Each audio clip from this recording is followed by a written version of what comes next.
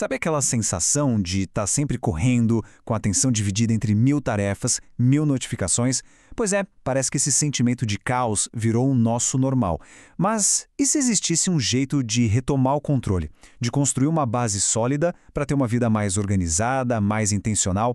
É exatamente sobre isso que a gente vai conversar hoje, conectando 4 áreas que são fundamentais na nossa vida. E olha, essa sensação não é só uma impressão isolada, não.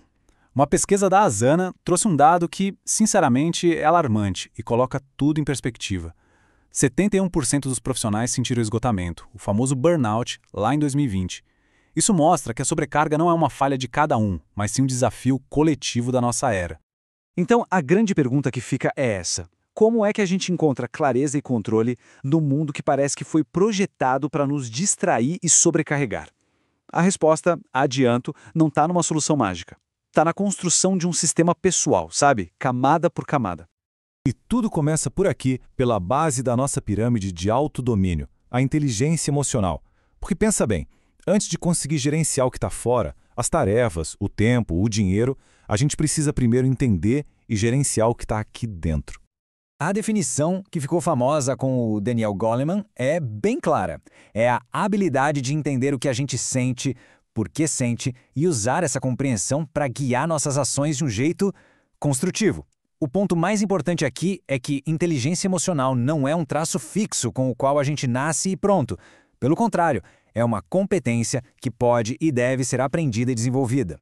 E o Goleman divide essa competência em 5 pilares. Os 3 primeiros, autoconhecimento, autocontrole e automotivação, são sobre o nosso mundo interior.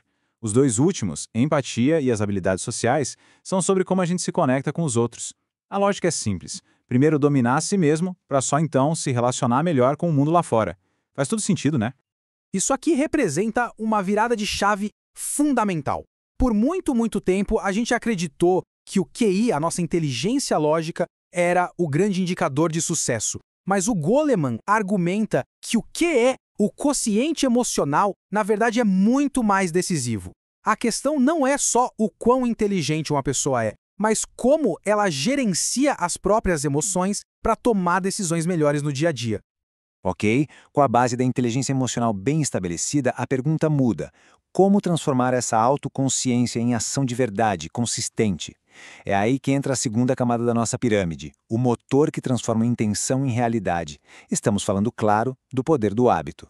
O autor James Clear resumiu isso de um jeito perfeito. A maestria não vem de mudanças gigantescas, mas sim do poder dos pequenos ganhos dia após dia. Melhorar só 1% todo dia cria um efeito composto que é impressionante ao longo de um ano. É a consistência que faz o motor girar. E todo hábito, seja ele bom ou ruim, segue esse mesmo ciclo de 3 etapas. Primeiro, tem um gatilho que dispara o comportamento, muitas vezes um gatilho emocional, tipo estresse ou tédio. Aí vem a rotina, que é a ação em si, e por fim a recompensa, que ensina para o nosso cérebro que vale a pena repetir tudo de novo. Entender esse mecanismo é o primeiríssimo passo para conseguir mudar qualquer hábito. Certo. Então, a gente já tem a base emocional e o motor dos hábitos. Agora, a gente precisa de uma estrutura para direcionar essa energia toda do jeito certo. A terceira camada da nossa pirâmide é a gestão do tempo, que nos dá os sistemas para organizar a vida de verdade. Uma técnica muito poderosa é o time boxing.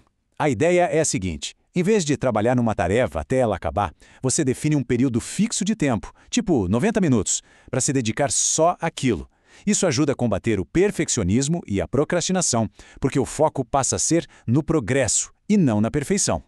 Um conceito parecido, mas com um foco um pouquinho diferente, é o time blocking. Se o time boxing é sobre dedicar tempo a uma tarefa específica, o time blocking é sobre dedicar tempo a um tipo de tarefa. Por exemplo, um bloco para responder e-mails ou um bloco de trabalho criativo. Isso ajuda a reduzir a troca de contexto e aumenta muito o foco. Tá, mas como decidir no que focar? Existem 2 grandes filosofias. A primeira, Eat the Frog, ou Engula o Sapo, diz para fazer a tarefa mais chata e difícil logo no começo do dia. A outra é a do efeito bola de neve.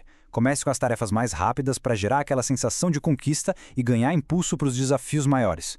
Não tem resposta certa aqui. O segredo é saber qual a estratégia certa para cada tipo de dia. E finalmente a gente chega no topo da pirâmide, onde todo esse esforço se materializa de um jeito bem concreto: a saúde financeira. Afinal de contas, o controle sobre as emoções evita compras por impulso, os hábitos consistentes automatizam a poupança e uma boa gestão do tempo libera energia mental que a gente precisa para planejar o futuro. E a jornada para a saúde financeira não começa com ganhar mais, mas sim com saber mais. A educação financeira é a ferramenta que permite que a gente tome decisões conscientes, transformando esforço em segurança e em bem-estar de verdade. Na prática, tudo começa com o orçamento, que nada mais é do que entender para onde o dinheiro está indo. Ele se divide basicamente em 3 categorias: as despesas fixas, como aluguel, as variáveis, tipo lazer, e a mais importante de todas, aquela parte que a gente separa para poupança e investimentos antes mesmo de começar a gastar com o resto. A falta desse planejamento tem consequências bem reais. Só para ter uma ideia do impacto, dados de 2014 mostraram que Alagoas tinha um dos maiores índices de inadimplência do Nordeste, com 32,5%. Esse número, mesmo sendo de alguns anos atrás, serve para lembrar que as decisões financeiras de cada um têm um impacto social e econômico gigantesco. Então, ao olhar para essa estrutura completa, a mensagem principal fica bem clara, né? Para construir uma vida de controle e de propósito, a gente precisa começar pela base e ir subindo, fortalecendo cada camada, uma de cada vez. E aqui está ela, a nossa pirâmide completa. Lá na base, a inteligência emocional, para a gente se entender. Acima, o motor dos hábitos, para agir com consistência. Depois, a estrutura da gestão do tempo, para direcionar nossas ações. E lá no topo, o resultado tangível, a saúde financeira e o bem-estar que vem junto com ela. E para a gente encerrar, fica esta reflexão. Olhando para a própria vida, qual desses blocos de construção está precisando de mais atenção agora? A ideia não é consertar tudo de uma vez,